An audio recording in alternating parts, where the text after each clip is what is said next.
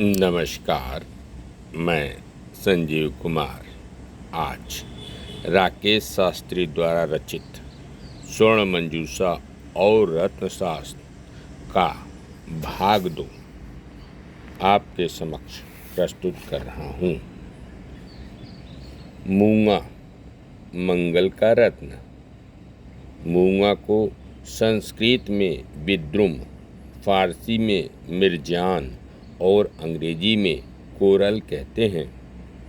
मूंगा मुख्यतः 4 रंग का होता है: लाल, सिंदूरी, गेरुआ, हिंगुल के रंग सा। खून या रक्त में मूंगा रख दिया जाए तो मूंगे के चारों ओर खून गाढ़ा हो जाता है।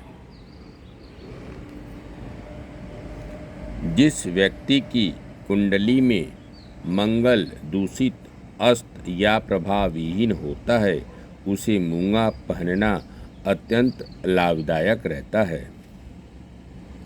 मूंगा अंगूठी में जड़वाने के दिन से 3 साल 3 दिन तक प्रभाव युक्त रहता है, तत्पश्चात वह निस्तेज हो जाता है। अतः इस समयावधि के बाद मंगल प्रधान व्यक्तियों को दूसरा मूंगा पहनना चाहिए। पन्ना बुद्ध रत्न। इसका रंग हरा होता है। यह अधिकतर दक्षिण महानदी, हिमालय, गिरनार और सोम नदी के पास पाया जाता है। पन्ने को यदि पानी के गिलास में डाल दिया जाए तो पानी में से ही हरी किरणें निकलती सी दिखाई देती हैं। समस्त रत्नों में पन्ने को काफ़ी महत्व दिया गया है, क्योंकि इसे धारण करने से चित्त की विकलता मिटती है। जिस घर में यह रत्न होता है वहाँ अन्न धन की वृद्धि, सुयोग्य संतान वृद्धि, भूत प्रेत बाधा शांत तथा सर्प भय का नाश होता है। पन्ने के लिए कहा गया है, इसे कोई भी धारण करे तो उसे लाभ ही मिलता है। फिर भी मिथुन लग्न वालों के लिए पन्ना धारण करना सर्वोत्तम है। पन्ने के साथ स्वर्ण धातु ही प्रभावयुक्त मानी गई है। 3 से 6 रत्ती का पन्ना प्रभावशाली एवं 6 रत्ती से बड़ा पन्ना श्रेष्ठ प्रभावशाली माना जाता है। 3 वर्ष धारण करने के पश्चात दूसरा पन्ना धारण करना चाहिए। पुखराज बृहस्पति रत्न। पुखराज मुख्यतः लंका, उड़ीसा तथा बंगाल के अंचलों में ब्रह्मपुत्र के आसपास और विंध्य तथा हिमालय पहाड़ के अंचल में पाया जाता है। दूध में 24 घंटे पुखराज रखने के बाद भी उसकी चमक छिड़ न पड़े तो असली पुखराज समझना चाहिए। जो व्यक्ति गुरु द्वारा संचालित हो या जिसकी जन्म कुंडली में गुरु प्रधान हो उन्हें पुखराज अवश्य धारण करना चाहिए।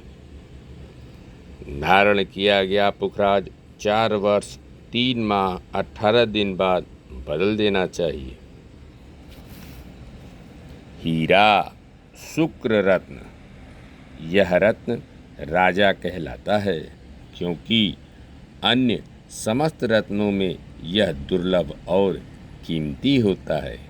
समस्त देवतागण इसे धारण करते हैं। हीरे के मुख्यतः 8 भेद हैं। अत्यंत सफ़ेद, हंस के पंख के समान शुभ हीरा हंसपति हीरा कहलाता है। यह अत्यंत मूल्यवान एवं शुभ होता है। कमलासन हीरा।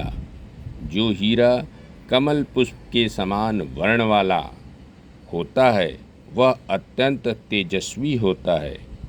भगवान विष्णु स्वयं इसे धारण करते हैं। वनस्पति हीरा, सब्जी के रंग का हीरा वनस्पति हीरा कहलाता है। यह दुर्लभ होता है। वासंती हीरा, गेंदे के पुष्प के रंग वाला हीरा वासंती हीरा कहलाता है। इसे स्वयं भगवान शंकर धारण किए रहते हैं। नीलक हीरा, नीलकंठ के रंग का नीला हीरा मूल्यवान, श्रेष्ठ एवं उत्तम कोटि का होता है। देवपति इंद्र के गले में यह सुशोभित रहता है। श्यामल हीरा, काला या श्याम रंग का हीरा भाग्य विधायक होता है। यमराज इस हीरे को धारण किए रहते हैं। तेलिया हीरा, तेल के समान रंग वाला जर्द वर्ण युक्त हीरा तेलिया हीरा कहलाता है। यह मनोवांछित कार्य संपन्न करने वाला माना गया है। और 8वां पीत हीरा, पीला वासंती पुष्प पराग के सदृश हीरा पीत हीरा कहलाता है। स्वयं कामदेव इस हीरे के स्वामी हैं। एकदम गर्म दूध में यदि हीरा डाल दिया जाए और दूध ठंडा हो जाए तो हीरा सच्चा समझना चाहिए। हीरा चमकदार होता है, साथ ही इसमें वशीकरण करने की अपूर्व क्षमता होती है। इसके पास रहने से भूत प्रेत का कतई डर नहीं रहता। धारण किया हुआ हीरा 7 वर्ष तक ही प्रभावी रहता है, अतः 7 वर्ष बाद दूसरा हीरा पहनना चाहिए। नीलम शनि रत्न, इसका रंग नीला होता है, परंतु मोर पंख के रंग का नीलम सर्वश्रेष्ठ माना गया है। पानी के गिलास में नीलम डाल दिया जाए तो पानी में से नीली किरणें निकलती सी स्पष्ट दिखाई देती हैं। समस्त रत्नों में नीलम ही एक ऐसा रत्न है जो शीघ्र ही कुछ ही घंटों में अपना असर दिखाता है, अतः दुष्प्रभाव दिखने लगे तो नीलम को उतार कर रख देना चाहिए। शनि की 7.5 चल रही हो तो नीलम धारण करना श्रेष्ठ है। 5 वर्ष पश्चात दूसरा नीलम धारण करना चाहिए। गोमेदक राहु रत्न, इसका रंग पीला पीला सा गोमूत्र के समान होता है। इसके धारण करने से कई रोग स्वतः ही समाप्त हो जाते हैं।